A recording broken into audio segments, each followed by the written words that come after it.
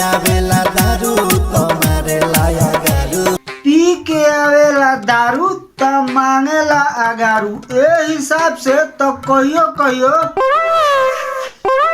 गांजा चाहे सिगरेट पी के आ जात होई त मार के गोड़िया फाड़ देत होई।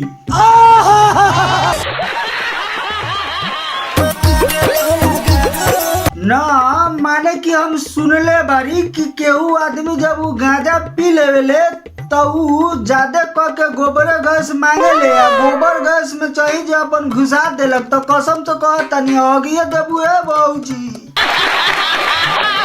के आवेला दारू तो मांगेला गारू। ना हिनकरा बहिन चोदो हिनकरा मालूमे नइखे कि बिहार में दारू बंद बा। दारू पी के जब लोग आवे ले घरे तो वो अपने मेहरारू से ज्यादा क के गोबरे गैस मांगे ले माने गोड़िए मांगे ले। आ जाना तारू गोड़िया मारी तो हगिए देबू ए बौजी।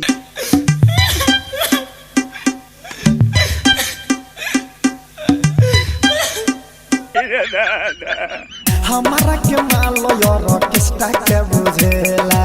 ना तो तू ऑर्केस्ट्रा के माल ना हो तोरा के ऑर्केस्ट्रा के माल ना बुझो तो है ऑर्केस्ट्रा में गनिया मरावे खातिर गइल बारू। बारुआ ऑर्केस्ट्रा वाली भूलो मत कायदा।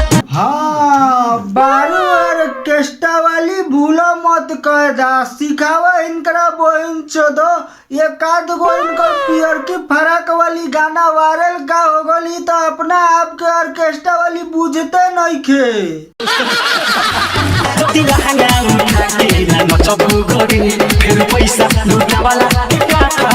अरे यार तू जाना तारे कि ऑर्केस्ट्रा वाली ही आई लहंगा उठा के जरूर नाची तू लुटाओ पैसा।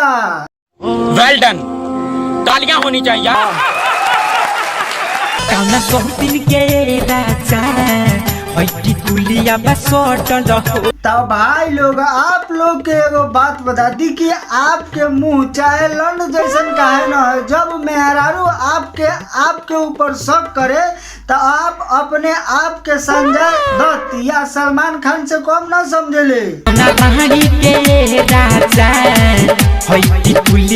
गांव जवार में कितनो सेंट मार के घूम केहू आदमी चाहे तोरा मुंह पर न मुते लेकिन तू जइबा घर तो तोर मेहरारू का कही के राजा जी लागत केहू सौतिनिया से फसल बारा।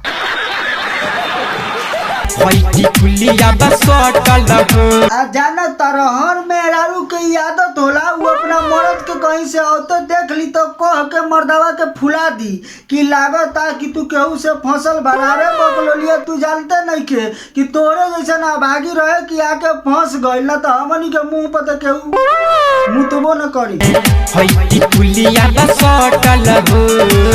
देखा तारा भाई लोग हिनकरा भतार के लन नियर मुंह बात तो यही बहूजी कैसे कह तारे कि हे राजा जी कौना सौतिनिया के टिकुलिया है सटल बा हमार लाड़वा के टिकुलिया सटल बा है भैया जब कहू बाहर जात होई तो हिनकरा के लंडो से ना पूछत होई लेकिन तू कह तारू कि कौना सौतिनिया के टिकुलिया सटल बा। साचे पता है तोहरतिया तोहर कहां बकटल हो।